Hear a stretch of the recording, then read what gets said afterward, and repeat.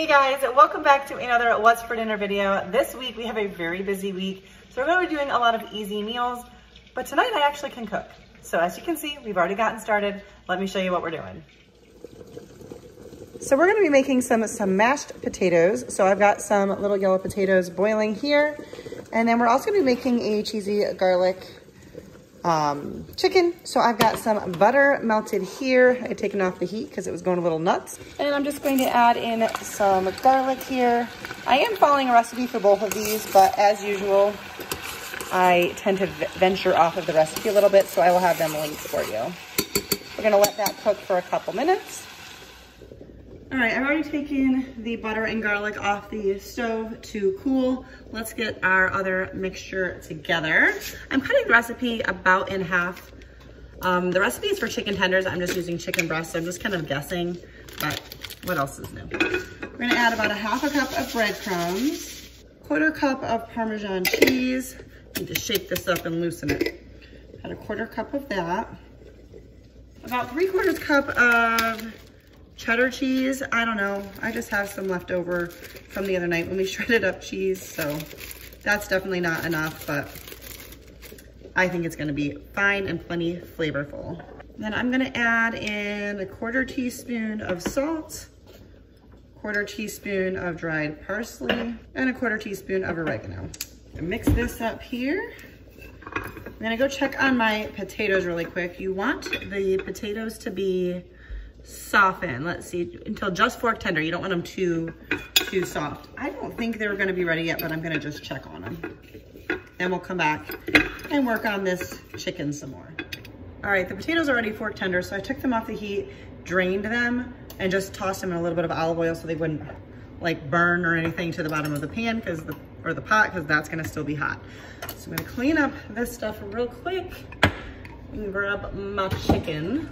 All right, I'm gonna trim off my chicken just a little bit here in the dish, and then we are going to just dredge it or dip it, however you wanna say it, in the butter and garlic mixture, and then in the cheese and breadcrumb mixture, and then lay them in this dish.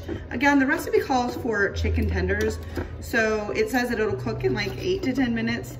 I'm not expecting that, just, you know, based on the fact that I'm using chicken breast, but I did try to choose some smaller ones.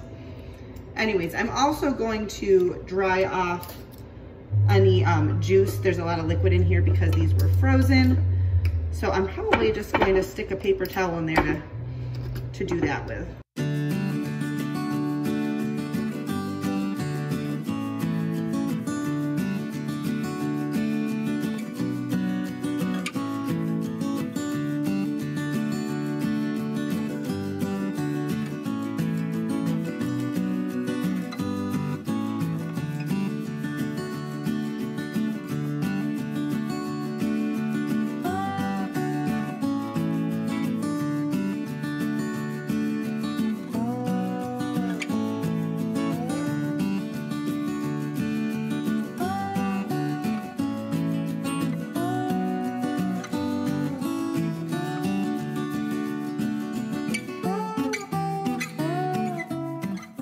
All right, I'm gonna get the smashed potatoes ready for the oven. They're gonna go in under the broiler, so I'll have to do them when the chicken is done. These are not super hot now. I mean, they're warm, but ouch, maybe some of them are a little hot. Okay.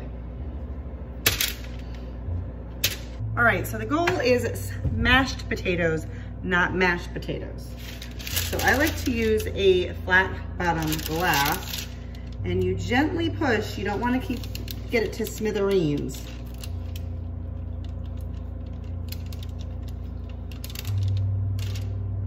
That one went pretty well.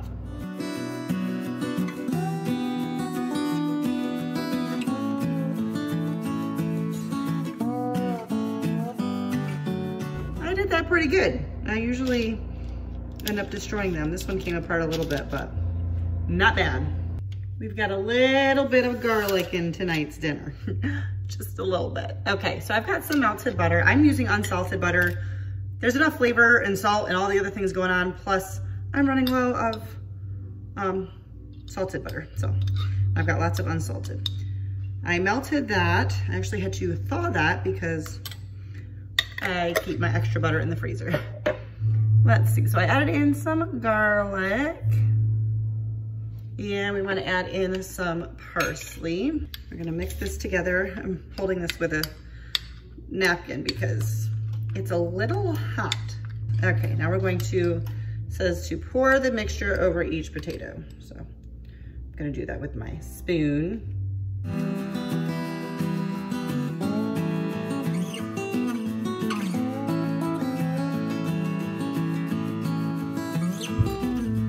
All right, I just put a meat thermometer in the chicken because I think it's getting close. I could be wrong. We're going to sprinkle on some salt. And for now, we're going to wait until the chicken is done. And then we'll go from there. I forgot, it does also say to lightly spray with olive oil. I'm using avocado because that's what I have. I feel like this isn't necessary because there's like all the butter, but we're just gonna do it. All right, the chicken is done. I'm gonna let that rest. I'm gonna keep it on top of the stove so that there will still be some heat to keep it warm, but let them rest. I switched my oven to broil, 8:30. We'll be eating dinner closer to 9. And we're gonna set these in the oven for about 10 minutes. And I'm gonna get some broccoli steaming up here.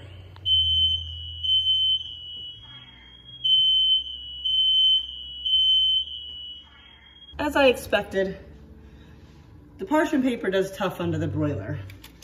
So you can see it's just like flaking apart here. So I pulled it out, but after I pulled it out, the smoke alarm started going off. So we're gonna not put it in anymore. They're definitely done. They're definitely started to get brown. I'm going to top with some Parmesan cheese. Gotta shake this up. You're supposed to put the Parmesan cheese and then back into the oven until melted. But the heat from these is gonna melt it just fine. We're gonna not go back to the oven. I was thinking about that as I was putting them in. I'm like, parchment paper is not super great with a broiler, but I am trying to avoid aluminum, so I don't use aluminum foil in the oven. But I could have just done it on the baking sheet itself. It just is a little bit more cleanup. But this is gonna be just fine as soon as the broccoli is done steaming and it's well on its way. We'll be ready to eat. All right, here is tonight's dinner. This is gonna be delicious. This was just a little Parmesan pieces on the side of the chicken that got nice and crunchy. So definitely scooped up some of those. Gonna head outside and eat dinner on the patio, but this is our dinner for tonight and it smells amazing. The rest of the week, we're gonna have to do, not that this was a hard dinner, but we're gonna have to do some quicker and easier meals because we've got a busy week. For tonight's dinner, we're going with something quick and easy. Like I said, we were gonna have a few of those this week. So we decided to do breakfast for dinner. Really, this can all be done in like 30 minutes. I'm getting the bacon in the oven. I do put that in at 400 degrees. Depending on how crispy you like your bacon, it's maybe like 20 minutes or so, something like that.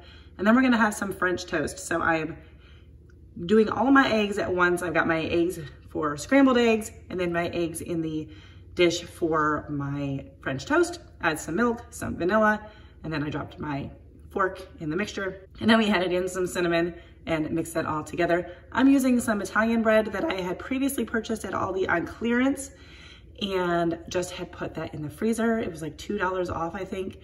So I picked up like 3 loaves of those. So those are just in my freezer. I picked that out of the freezer earlier in the day, cut that up, and that makes excellent French toast.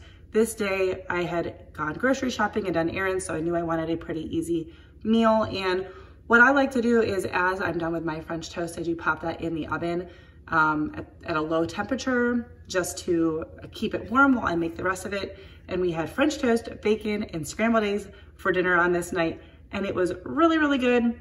And it came together very quickly.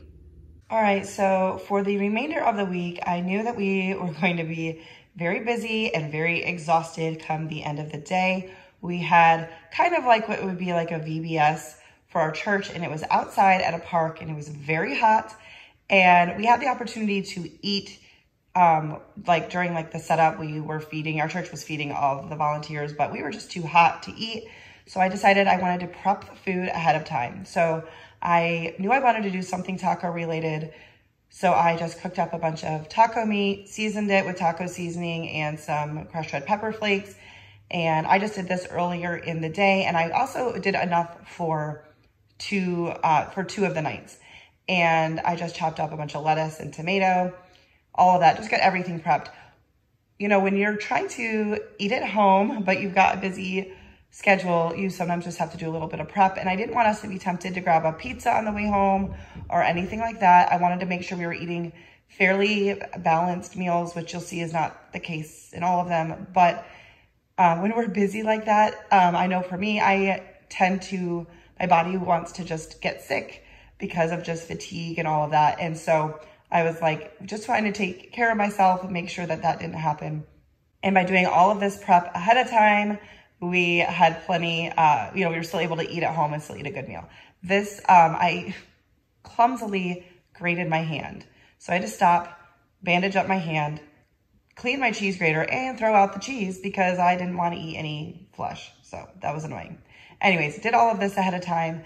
And I wasn't sure if we were going to end up doing like pan-fried burritos or nachos or just tacos. And as I suspected, we were just really tired when we got home on these nights. So we just did a plain, simple taco in a tortilla. We had some salsa to add to the mix as well. And this is the second night. We just did the exact same thing. I thought maybe we would switch it up and do nachos, but we didn't.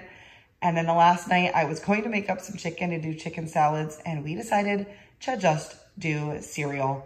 Sometimes you just got to do it. We were more tired than we were hungry. So this is the route we took. We did have a couple pieces of pizza at the event as well. So that might have played a role. But anyways, that is what we had for dinner. All right, so that is it for this easy week of meals. I know the only real recipe was the first one. So I hope that you decide to give that a try. So good.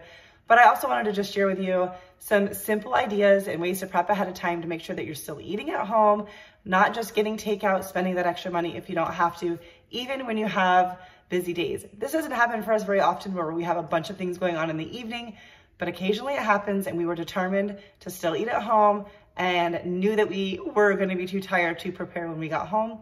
And it worked out really well. So that is it for today's video. I do typically share more recipes, so I hope that you subscribe, stick around, and I will see you in my next video. Bye, guys.